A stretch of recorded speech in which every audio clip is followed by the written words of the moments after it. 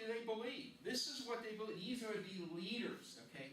This is what the leaders believe. These are the ones that are driving the movement, including a guy named John Dewey. Who's John Dewey? John Dewey, the father of American education, public education. John Dewey believed what you're going to see.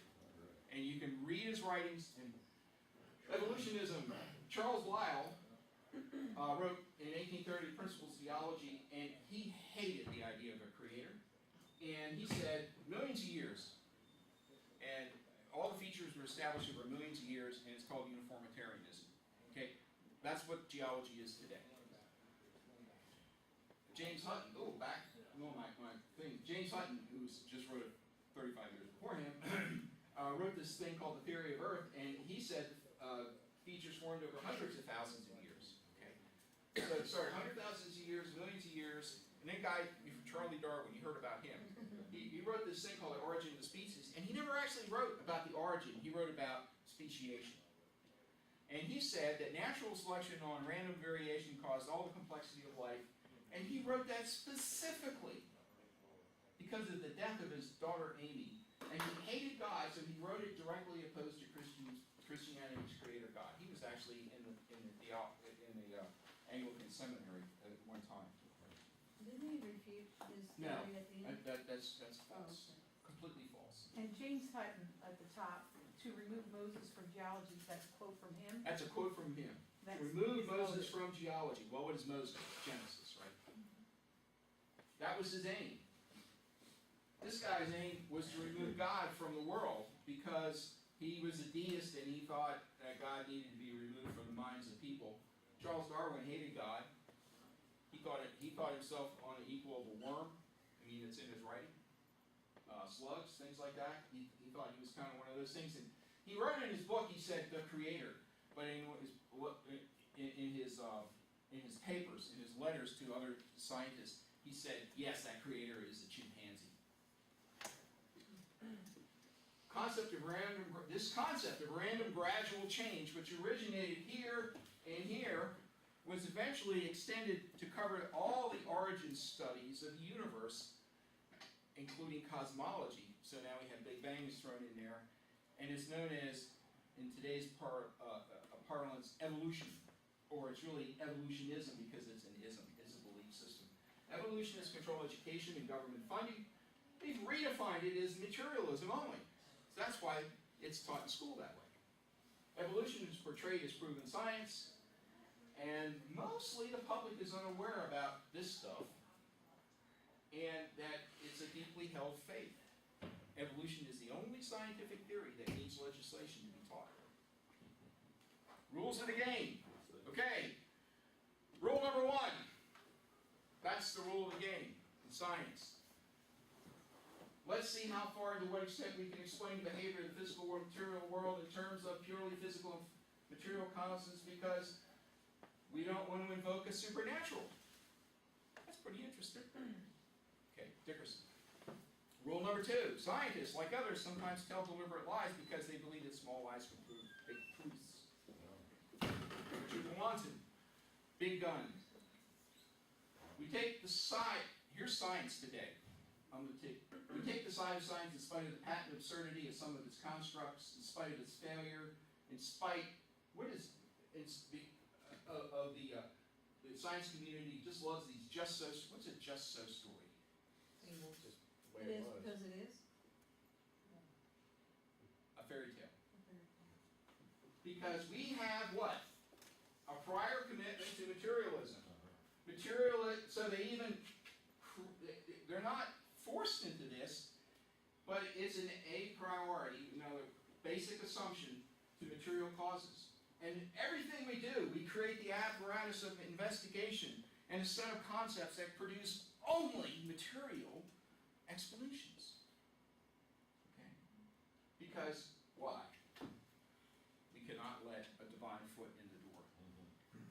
Evolution is promoted by its practitioners more than science. Evolution is promulgated as an ideology, a secular religion, a full-fledged alternative to Christianity. Have you heard this before? Okay? Michael Roos, very famous educator and scientist. I'm an ardent Evolutionists and ex-creationists. The literalists, the creationists are right. Evolution is religion. Okay? It was true in the beginning, it's true now. Christianity has fought, still fights, and will continue to fight science to the desperate end over evolution, because evolution destroys utterly, finally, the final reason Jesus' earthly life was supposedly necessary. Destroy Adam and Eve in the original sin, and in rubble you find the sorry remains of the Son of God. Jesus was not the Redeemer who died for our sins. This is what evolution means, and then Christianity is nothing. Okay? You didn't hear that at school, did you? Oh, didn't hear it. Interesting. And it goes on. William Provine, I'm going to give you CDs that have all this stuff. Anyway, what he says is that you can add evolution to your theology, but the claim that science and religion are compatible is true only if religion is effectively indistinguishable from atheism. So, the battle for mankind's future must be waged and won in a public school classroom. The teachers are going to be our new ministers. The classroom will become an arena of conflict. The new faith of humanism. Okay? Textbook. Big textbook. Okay? Next one. Who's that? Richard Dawkins. He's a leading evolutionist today. And Richard Dawkins, God delusion, zoologist. Okay, Oxford University. He might have existed, Jesus might have existed, but scholars of any regard believe the New Testament and Old Testament history are just fables. God took a dim view of humans, so he, the exception of one family, drowned a lot of them.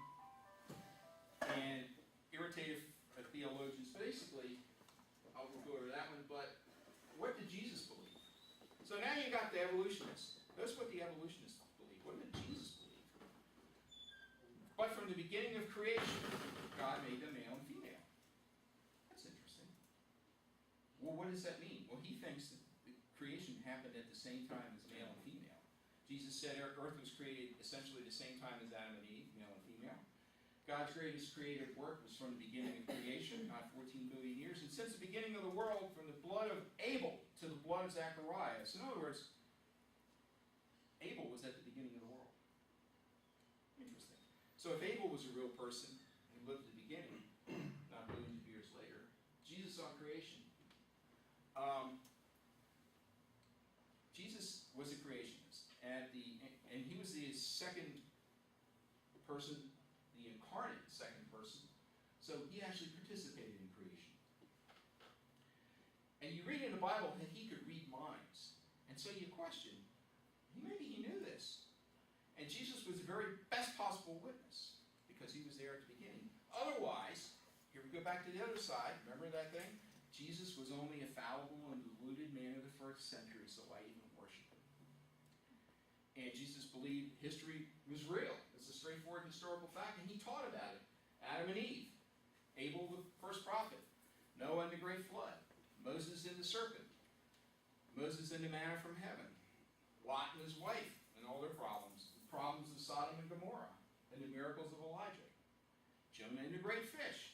We treat these as fables, but he didn't. And the apostles, it's a very old belief. The apostles knew about it because they had Plato and Aristotle.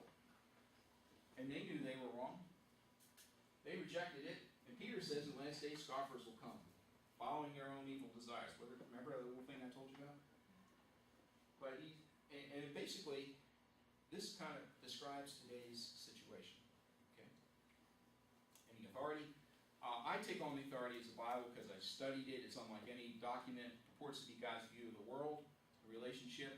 It's a single unified message written in three language, 1,400 years. And the last one was completed before 100 AD. And vastly many more examples of the Bible from ancient history than any other work.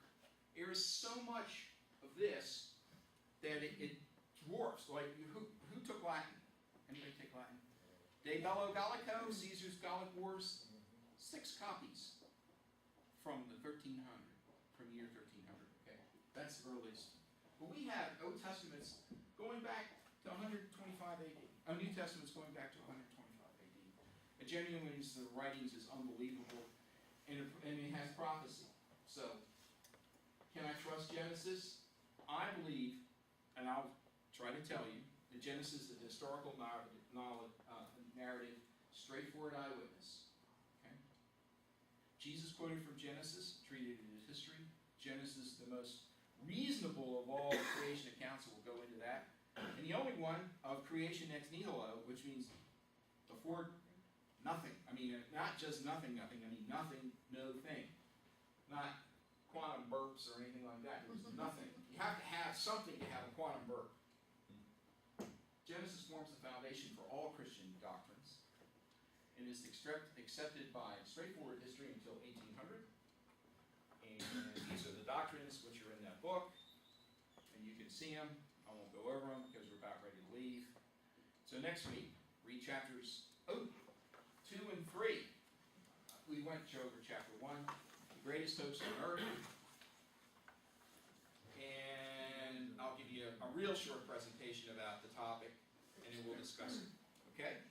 Can we leave with a prayer? Lord, open our minds to your word, and let's take our readings and assimilate them and understand where you are in the creation of the world. For you created us in your image.